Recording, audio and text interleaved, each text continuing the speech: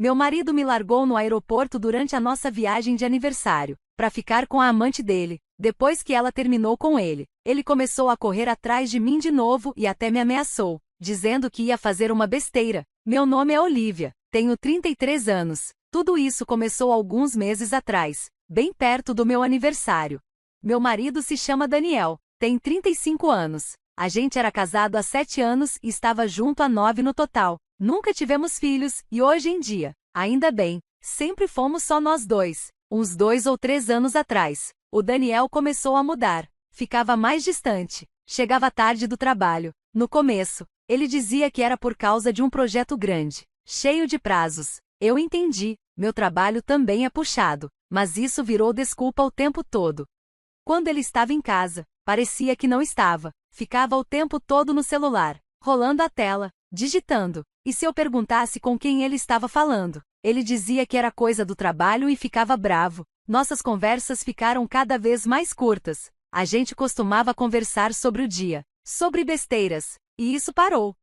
Às vezes eu sentia que estava falando com uma parede. Tentei conversar com ele. Dizia coisas tipo, a gente quase não conversa mais, né? Ou, tá tudo bem com você? Parece estressado. Ele sempre respondia que o trabalho estava difícil, ou que estava cansado. Outras vezes, ele virava coisa contra mim, dizia que eu era carente ou que estava imaginando coisa.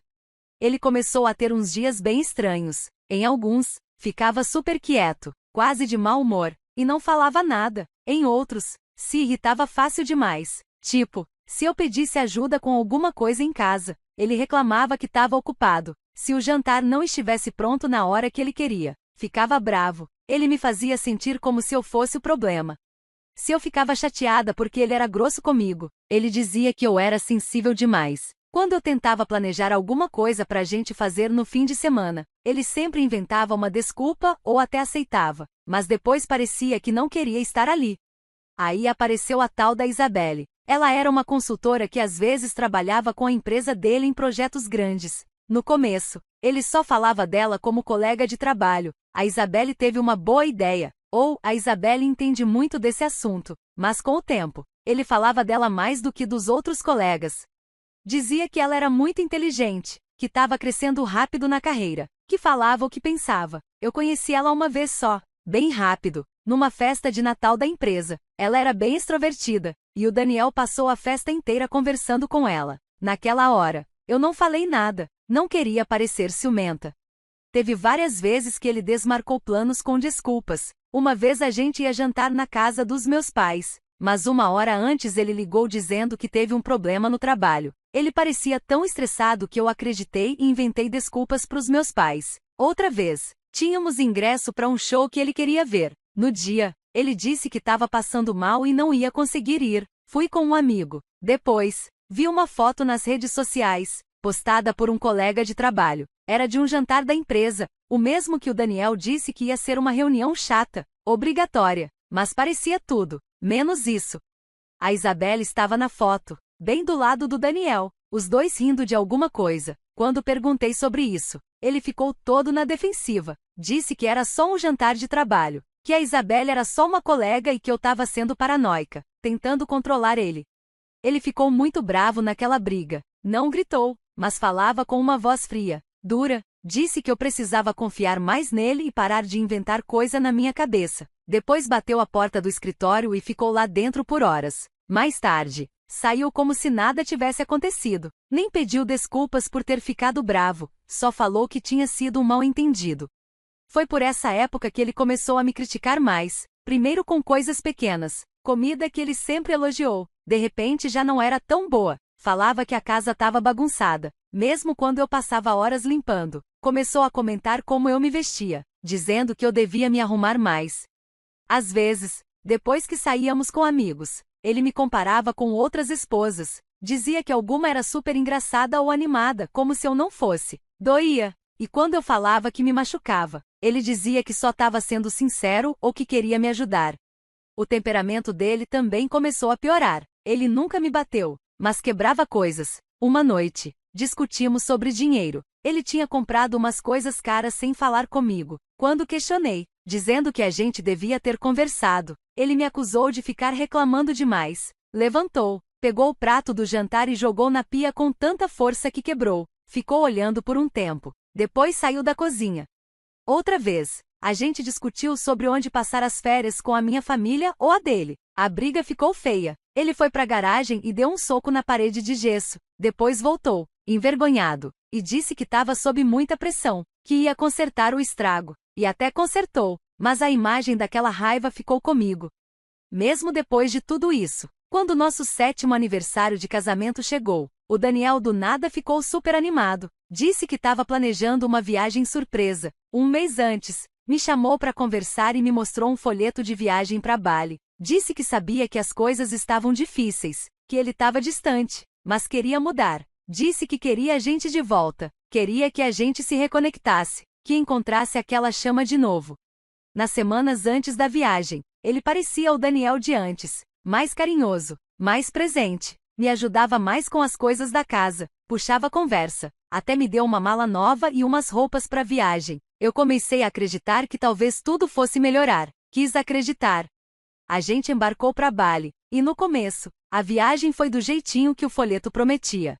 A gente ficou numa vila linda, com uma piscininha só nossa, cheia de flores tropicais ao redor. O Daniel estava super carinhoso, segurava minha mão, me elogiava, marcava jantares românticos na praia, tirava várias fotos da gente, e até minhas, sozinho. Ele postava tudo nas redes sociais com legendas tipo, 7 anos e ainda é minha linda noiva, ou criando memórias no paraíso com minha esposa única e especial. Quando vi essas postagens, senti um alívio, pensei, talvez seja de verdade, talvez ele queira mesmo consertar nosso casamento. O plano era ficar 3 dias nesse primeiro resort e depois pegar um voo para uma ilha menor, mais afastada, e passar mais 4 dias lá. Na manhã do 4º dia, a gente arrumou as malas, tomou café da manhã na piscina. O Daniel estava um pouco mais quieto do que nos outros dias, mas achei que era só cansaço da viagem. O táxi chegou para levar a gente pro aeroporto de Denpasar, de onde sairia o voo para outra ilha. No táxi, ele ficou no celular o tempo todo, digitando rápido. Perguntei se estava tudo bem. Ele só balançou a cabeça, sem tirar os olhos do celular. Pensei que devia ser coisa do trabalho, e que ele queria resolver antes da gente ir para um lugar sem sinal. O aeroporto estava bem cheio.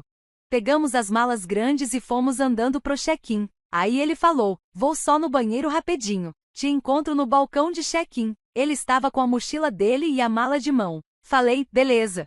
Achei a fila certa pro nosso voo e esperei. A fila andou rápido. Quando estava quase na minha vez, olhei em volta para ver se via o Daniel. Nada. Cheguei na frente da fila. O atendente pediu nossos passaportes e as passagens. Falei que meu marido já vinha, que ele só tinha ido ao banheiro. Saí da fila para esperar e liguei pro celular dele. Foi direto para a caixa postal. Mandei uma mensagem. Onde você tá? Tô aqui no balcão. Sem resposta. Esperei mais 5 minutos. Depois 10. Comecei a ficar nervosa. Liguei de novo. Caixa postal. Mandei outra mensagem. Daniel, o embarque já vai começar. O que tá acontecendo? Nada. Eu tava lá com nossas 2 malas grandes e minha bagagem de mão. As pessoas olhavam. Eu me sentia ridícula. Fiquei andando por perto, olhando a multidão, achando que ele podia ter se perdido ou estar me procurando no lugar errado, mas nada dele. Aí meu celular vibrou. Olhei achando que ele estava ligando, mas era uma mensagem do Daniel. Meu coração afundou antes mesmo de abrir. A mensagem era grande. Vou escrever aqui do jeito que ele mandou.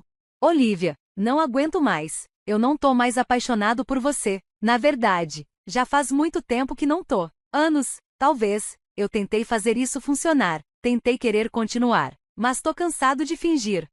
A Isabelle tá aqui em Bali. É com ela que eu sempre quis estar. Ela disse que quer tentar de verdade. Ter um relacionamento sério comigo. Ela chegou hoje de manhã. Tô com ela agora. Eu sei que essa é uma forma horrível de te contar isso. E me desculpa por fazer assim, mas eu não consegui te dizer cara a cara. Sendo bem honesto, você sempre foi minha segunda opção, Olivia, e agora preciso ser honesto comigo mesmo e com você. Meu advogado vai entrar em contato para cuidar do divórcio. Ele ainda escreveu na mensagem que as passagens de avião não podiam ser reembolsadas, mas disse que deixou um dinheiro para mim na primeira gaveta da minha cômoda, lá em casa, e pediu para eu não tentar falar com ele. Daniel. Li essa mensagem uma vez, depois mais uma, E uma terceira. Cada frase parecia um soco. Ele tinha planejado tudo, toda a viagem de aniversário, o romance, as fotos, tudo era só para me enganar e me largar ali. Ele me levou para outro país, dizendo que era uma chance da gente se reconectar, mas, na verdade, ele só queria me abandonar por outra mulher, e ainda combinou de encontrar ela lá. A maldade disso era difícil de acreditar. Acho que fiquei sentada naquele banco do aeroporto por mais de 1 hora. Não chorei, não conseguia, eu só senti um vazio enorme por dentro. Fiquei paralisada. Até o jeito que ele mencionou o dinheiro na gaveta, parecia que ele estava me pagando pelo incômodo. A primeira coisa clara que pensei foi: preciso sair de Bali. Eu não conseguia imaginar ficar ali, sabendo que ele estava naquela mesma ilha, começando tudo de novo com outra. Achei o balcão da companhia aérea que a gente tinha vindo. Falei para a atendente que meu companheiro teve uma emergência na família e precisou sair de Bali às pressas, e que eu também precisava voltar para casa o quanto antes.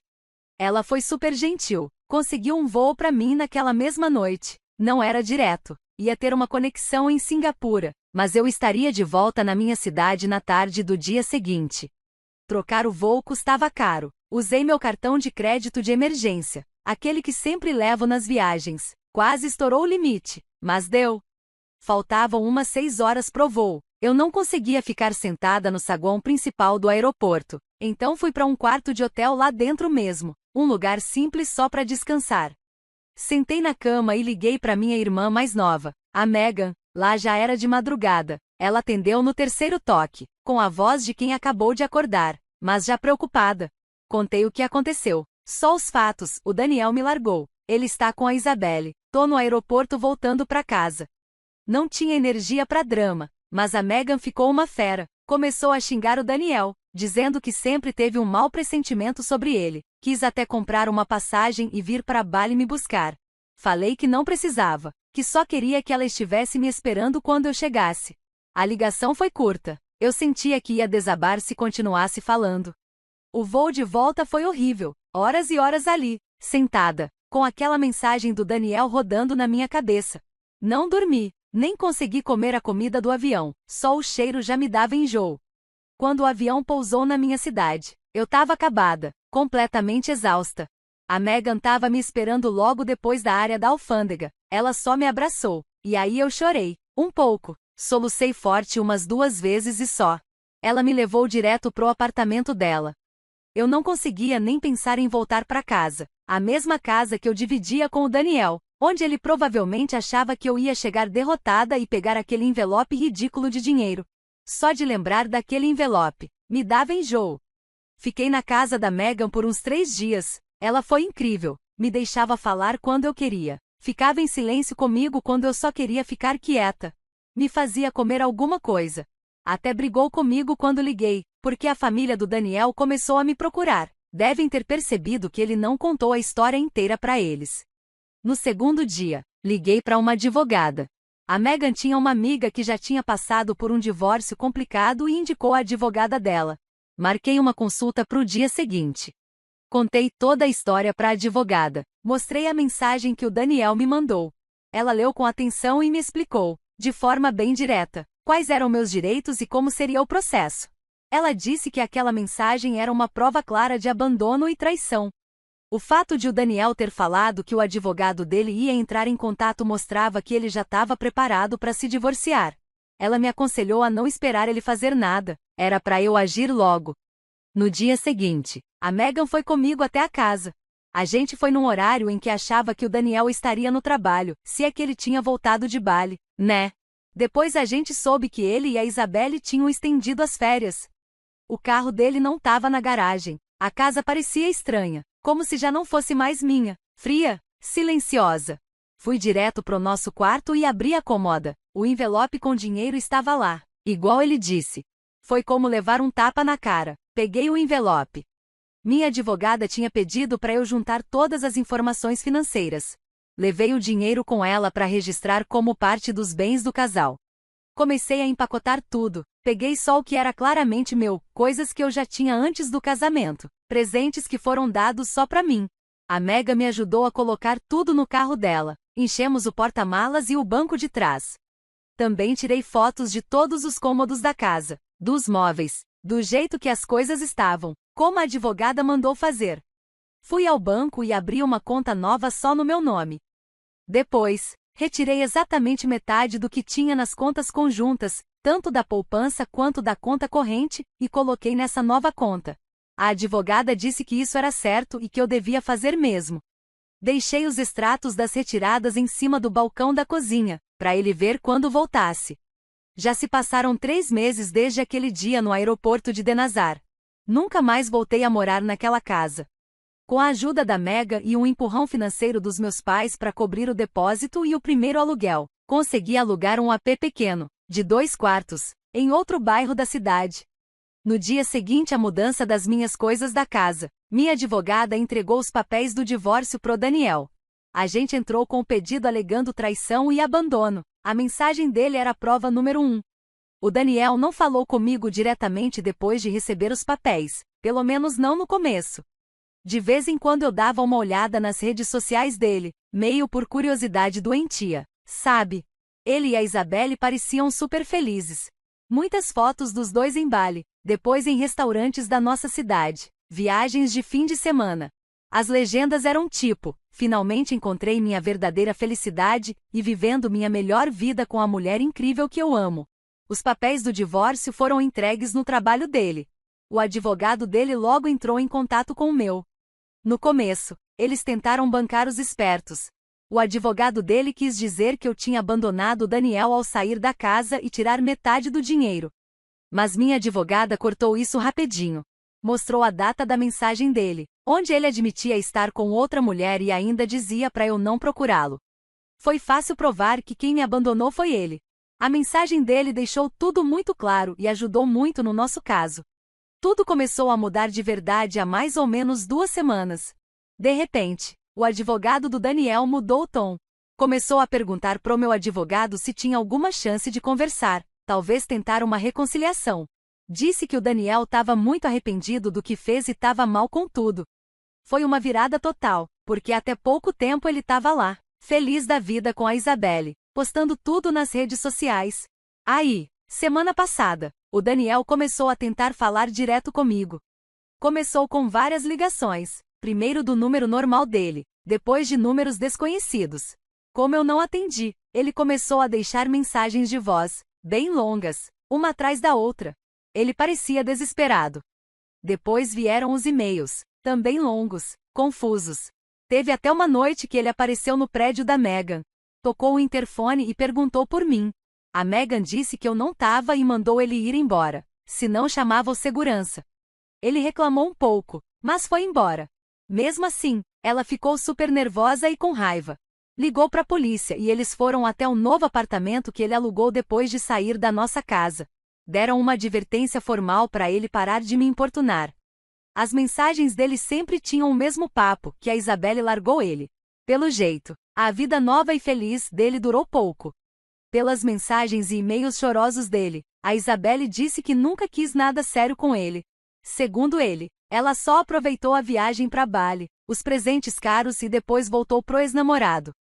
Disse que ela achou ele muito grudado, carente, sufocante, e até chamou ele de patético antes de ir embora.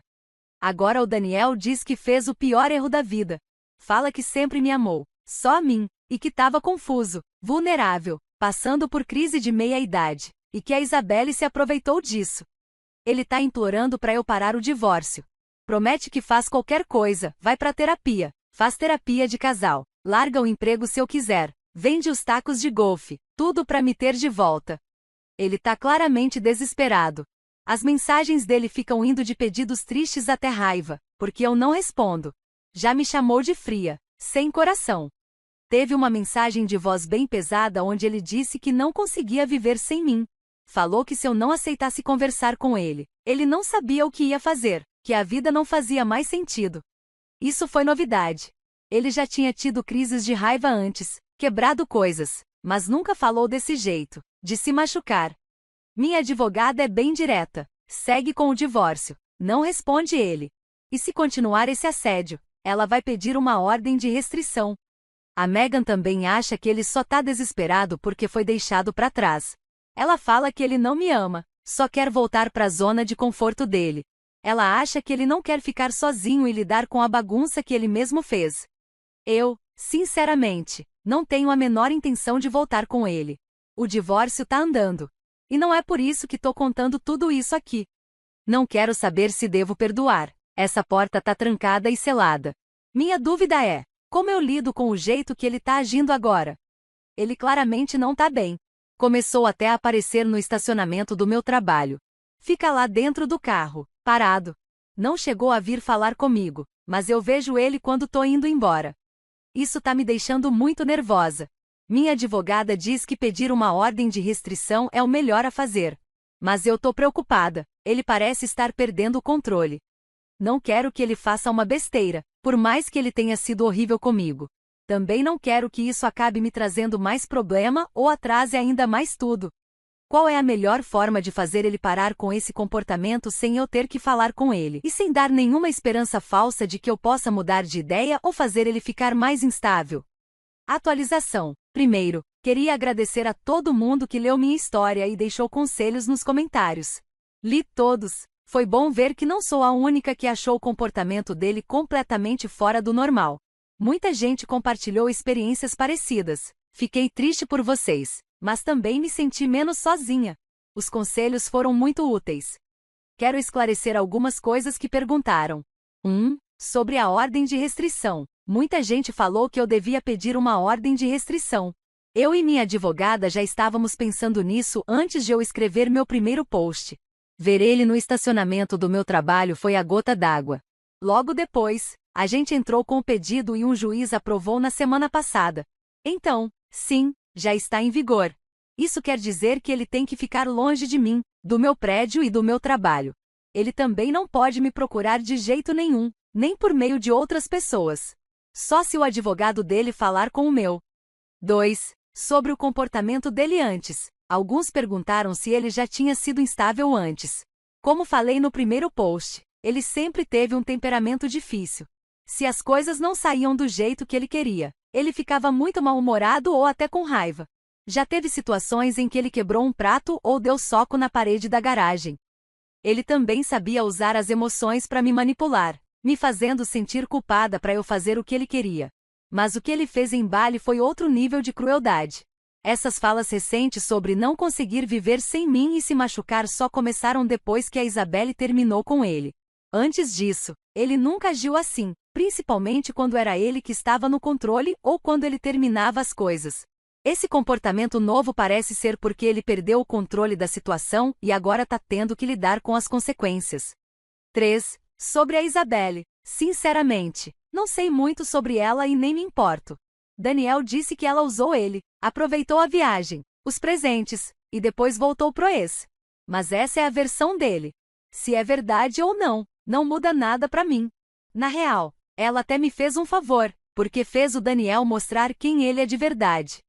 4. Sobre o dinheiro que ele deixou na comoda. Eu entreguei tudo pra minha advogada.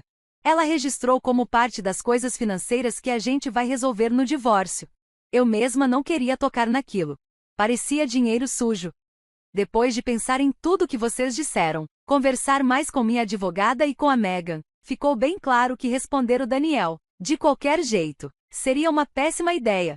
Muita gente disse que qualquer atenção, até negativa, só ia incentivar ele. Ele poderia distorcer qualquer coisa que eu dissesse, achar que ainda tinha chance ou usar isso como desculpa para continuar me procurando. O que ele tá fazendo agora é só sobre ele. Não é arrependimento de verdade pelo que fez comigo.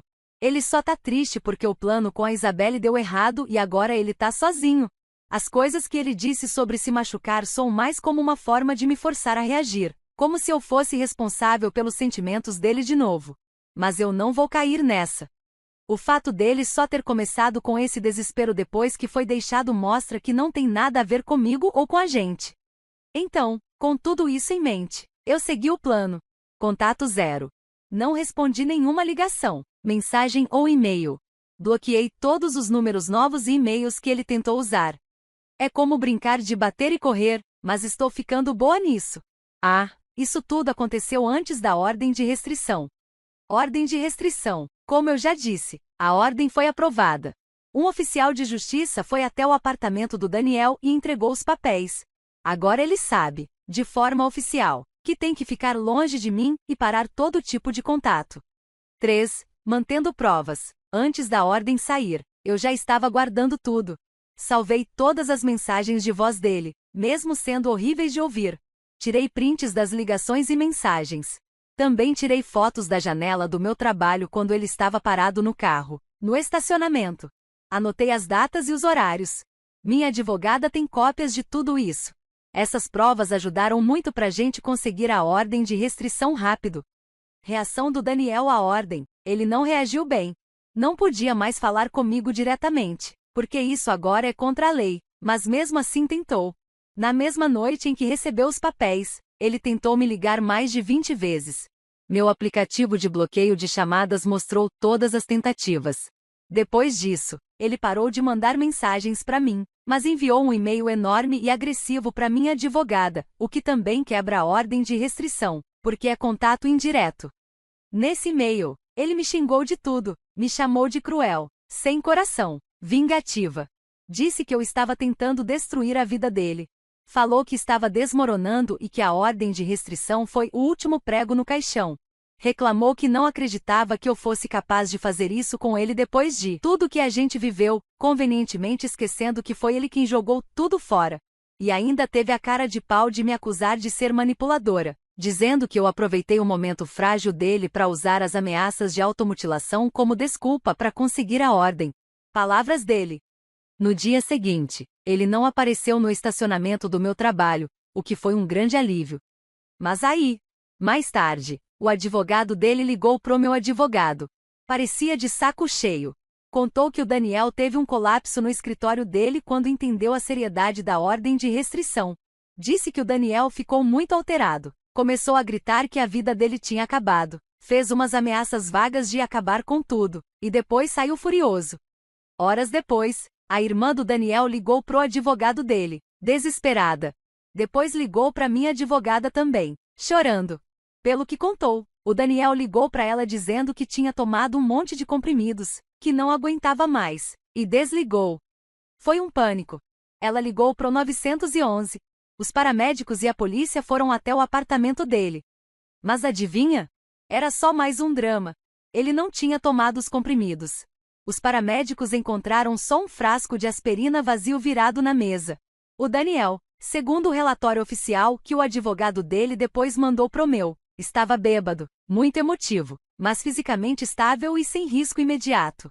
Por causa do que ele falou sobre os comprimidos, foi levado pro hospital para uma avaliação psiquiátrica, o que é normal nesses casos. Ficou internado à noite e saiu no dia seguinte. Minha advogada me contou tudo isso com muita calma, só explicando os fatos.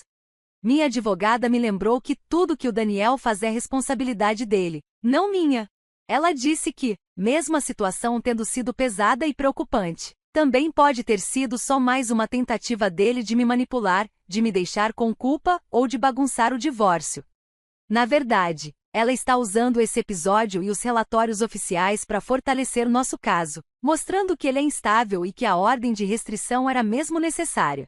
Agora, as últimas novidades. Desde que ele recebeu os papéis e desde aquele drama todo das pílulas, ele não tentou mais falar comigo diretamente. O divórcio ainda está em andamento. O jeito como ele agiu só deixou tudo mais estressante, mas não mudou minha decisão. Eu continuo firme, acabou pra mim. Atualização 2. Já fazem 9 meses desde que o Daniel me deixou em Bali. E faz 6 meses que escrevi minha última atualização aqui. O divórcio foi finalizado há 3 meses. Agora é oficial, não sou mais casada com ele. A ordem de restrição continua válida, e na maior parte do tempo, ele tem respeitado. Pelo menos, ele parou de tentar falar comigo ou de aparecer perto de mim. Quanto aos e-mails que ele mandava pro meu advogado, isso também parou rápido depois que minha advogada mandou uma carta bem séria pro advogado dele, avisando das consequências legais se o Daniel tentasse qualquer coisa de novo. Mas o divórcio não foi fácil. Mesmo através do advogado, o Daniel brigava por tudo. Queria mais da metade do dinheiro da venda da casa. Disse que merecia isso porque foi quem mais ganhou dinheiro no começo do casamento, o que nem era verdade. Na maioria do tempo, a gente ganhava quase o mesmo. E nos últimos 2 anos, eu estava ganhando mais que ele. Mesmo assim, ele tentou até pedir pensão para mim. O advogado dele alegou que o Daniel estava com sofrimento emocional grave, que não conseguia mais trabalhar direito por causa do divórcio e porque a Isabelle terminou com ele, e que por isso eu devia sustentá-lo. O juiz negou isso rapidinho. Ainda mais depois que minha advogada mostrou todas as provas, a história de Bali, a mensagem em que ele dizia que eu era a segunda opção, e todos os registros do comportamento dele que levaram à ordem de restrição. No fim, nossos bens foram divididos pelas regras do nosso estado. Foi uma divisão justa. Vendemos a casa, o que foi um alívio enorme para mim. Não queria mais nenhum laço com aquele lugar, nem com as lembranças que ele trazia. Recebi minha parte do dinheiro, o que me ajudou a me sentir mais segura financeiramente. De vez em quando, alguém que conhecia a gente comenta alguma coisa sobre o Daniel. São pessoas que ou esqueceram que eu não quero saber nada dele, ou talvez pensem que eu ainda me importo. Mas pelo que dizem, a vida dele não melhorou. Depois que a Isabelle terminou com ele, parece que o Daniel tentou sair com outras mulheres, mas nenhum dos encontros durou muito, só umas poucas saídas e acabou. Pessoas que ainda têm contato com ele dizem que ele vive reclamando, para qualquer um que quiser escutar. Fala que eu fui injusta no divórcio, que a Isabelle usou ele e partiu o coração dele, e que ele é só uma vítima de azar e de mulheres ruins. Também ouvi dizer que ele começou a beber bastante depois daquele episódio com a aspirina e a ida forçada pro hospital para avaliação psiquiátrica. Mas eu não tenho certeza disso, e sinceramente, nem quero saber, não fico procurando por essas informações. Quero muito agradecer a todo mundo aqui do subreddit. Poder contar minha história, desabafar, ler os comentários e conselhos de vocês me ajudou de verdade a colocar as ideias e os sentimentos no lugar, num momento super difícil e confuso da minha vida. Não me senti sozinha nem falando pro vazio. Foi muito importante para mim. Acho que essa é minha última atualização sobre essa história. Os laços legais com o Daniel já foram todos cortados. A ordem de restrição continua valendo. E eu não tenho intenção nenhuma de falar com ele de novo.